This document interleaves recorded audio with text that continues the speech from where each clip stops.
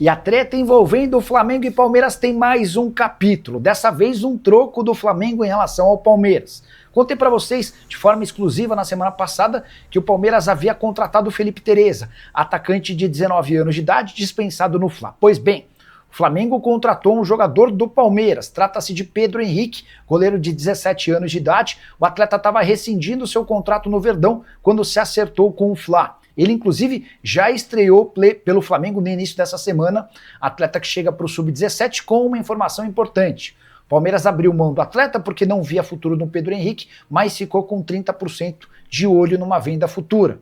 Se o atleta for vendido, o Palmeiras fica com pouco menos de 1/3 do negócio. Só para completar, o Pedro Henrique assinou contrato com o Fla por 2 temporadas.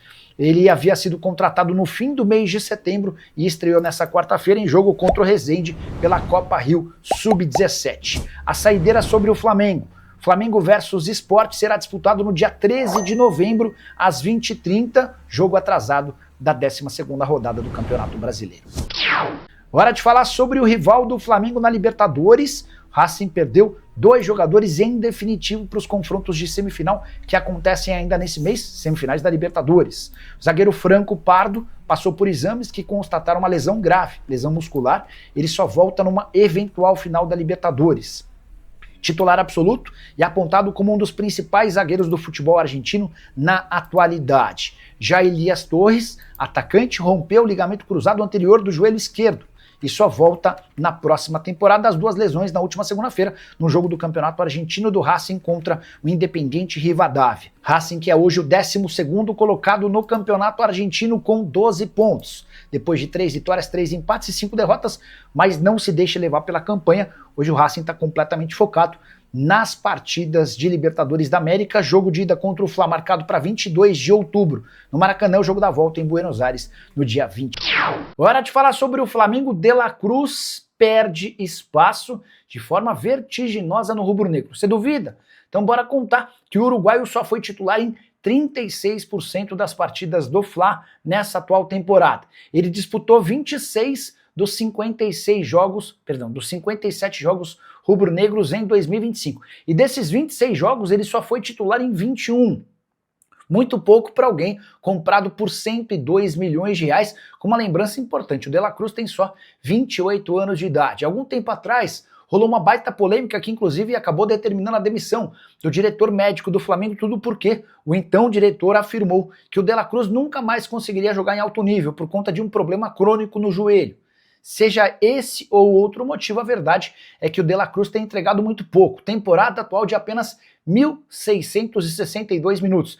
E aí vale a lembrança de que também algum tempo atrás o Flamengo chegou a descartar uma contratação que estava avançada com um jogador da Irlanda do Norte, sob a alegação de que esse cara se machucava muito e não conseguiria entregar os 4.000 minutos que o Flamengo busca para contratações. A julgar pelo que atuou o De la Cruz, apenas 1.662 minutos, dá para dizer que o meio atacante uruguaio está em dívida.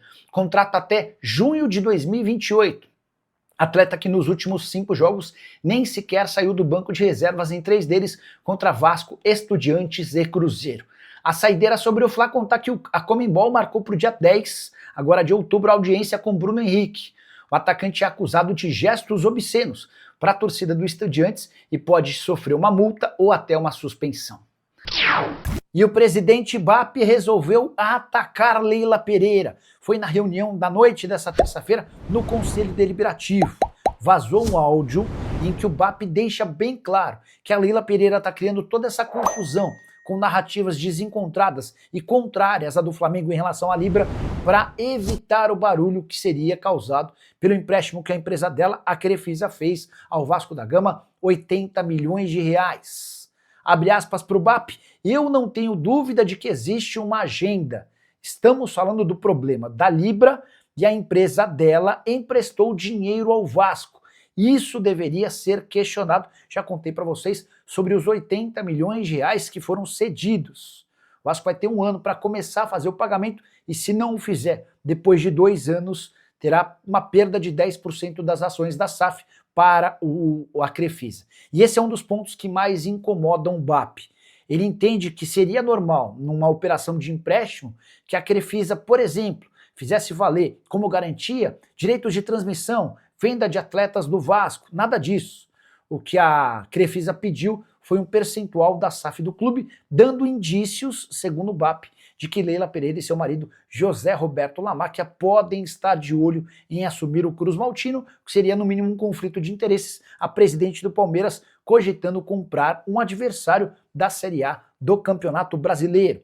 Só para arrematar, nessa mesma reunião do Conselho Deliberativo, o BAP assegurou que não sairá da Libra. Ele disse que a Libra vai ter de aguentar o Flamengo e o Flamengo vai ter de aguentar a Libra até dezembro de 2029. Ele também assegurou que vai brigar pelos direitos do Flamengo para que o rubro-negro recupere os cerca de 100 milhões de reais por temporada perdidos com a assinatura de um contrato, segundo ele, lesivo ao Flamengo, assinado pelo Rodolfo Landim. A saideira sobre o tema, ainda nesse discurso de ataque a Leila Pereira, o BAP lembrou que a única operação parecida com essa, de empréstimo, condicionando não pagamento a ações, ele falou que a única vez que viu algo parecido no futebol brasileiro foi com a família Menin no Atlético, e vocês sabem como é que essa história termina. Rafael e Rubens Menin hoje são os maiores acionistas do Clube Atlético Mineiro. A saideira sobre o Fla, o BAP acrescentou que o futuro das transmissões dos jogos do clube será na Flamengo TV.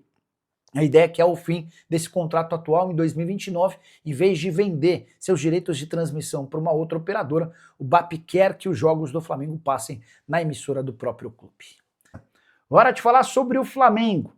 Bruno Spindel, recentemente demitido do Fla, resolveu abrir o jogo e, em entrevista ao GE, contou uma série de coisas, entre elas sobre nomes de centroavantes que ele havia indicado ao BAP assim que o presidente tomou posse. Abre aspas para o Bruno Spindel: assim que o BAP venceu, indiquei nomes para reforçar o ataque. Falamos de Gabriel Jesus, Yuri Alberto, Vitor Roque, Cúcio Hernandes e Luiz Soares. Desses, obviamente, nenhum foi contratado, você sabe, embora o Gabriel Jesus tenha sido alvo na metade do ano. O aspecto físico, ele se recupera de uma cirurgia, o impediu de ser contratado. Além desses nomes, o Flamengo ainda trabalhou em outras alternativas, pensando em Vlahovic, Tati Castellanos e Lucas Beltrán. Nenhum deles acabou sendo contratado. Foi a grande deficiência rubro-negra na busca por reforços na temporada, essa busca por centroavante. Bruno Spindel também contou que o Flamengo tem pelo menos 3 tentativas, ou fez pelo menos 3 tentativas para contratar Jorge Jesus, desde que o português deixou o clube em 2020. Em todas elas, o fato de estar empregado acabou sendo um impeditivo. Nessa entrevista, o Spindel chega a lembrar que, especialmente enquanto ele treinava o Benfica, o Flamengo insistia, pensava, cobrava, mas o JJ dizia que não poderia deixar o Benfica enquanto existisse expectativa de classificação para a Liga dos Campeões, briga por título. No final das contas, o JJ nunca voltou à Gávea. Informação exclusiva no Flamengo: o reforço mais caro da história do clube, Samuel Lino, tem abusado da noite. O atacante de 25 anos de idade, comprado do Atlético de Madrid por 22 milhões de euros ou 143 milhões de reais, tem sido visto com enorme frequência nas baladas do Rio de Janeiro. Ele já foi repreendido por dirigentes do Flamengo, e o pior vem agora: a principal torcida organizada do Fla já mandou avisar que não quer mais encontrá-lo nas baladas e noites do Rio de Janeiro, sob o risco de coisas piores acontecerem. Jogador que começou muito bem sua passagem pelo rubro-negro, com boas participações, dribles, mas ele foi perdendo eficiência. Para muita gente isso está relacionado ao fato de não sair da noite. Até aqui 16 jogos com 2 gols e 4 assistências. Para completar, gostaria de informar que ele não é o único que tem saído, embora seja aquele que é mais visto nas noites do Rio. O Plata, equatoriano, e o Carrascal, colombiano, também têm frequentado a noite carioca com mais frequência do que os dirigentes rubro-negros gostariam. Para encerrar de vez o noticiário do Flamengo, contar que João Alves, volante titular do Sub-20, rescindiu amigavelmente com o Flamengo. Ele tinha contrato só até dezembro e vai jogar no Al-Ahly dos Emirados Árabes Unidos. Aí você deve estar se perguntando, mas qual é a vantagem de rescindir amigavelmente se o contrato ia até dezembro? é que o Flamengo ficou com 30% do valor de uma venda futura, imaginando que ele possa arrebentar por lá e garantir um dinheiro num futuro não tão distante. Curtiu o vídeo? Não esquece de deixar like, de se inscrever no canal. A gente se encontra assim que surgir notícia. Novo reforço surpreende. Flamengo busca joia no Palmeiras. Enquanto a Arrascaeta tenta reencontrar o bom futebol, o Flamengo mexe nos bastidores. O clube surpreendeu ao fechar a contratação do jovem goleiro Pedro Henrique Batista, destaque da base do Palmeiras.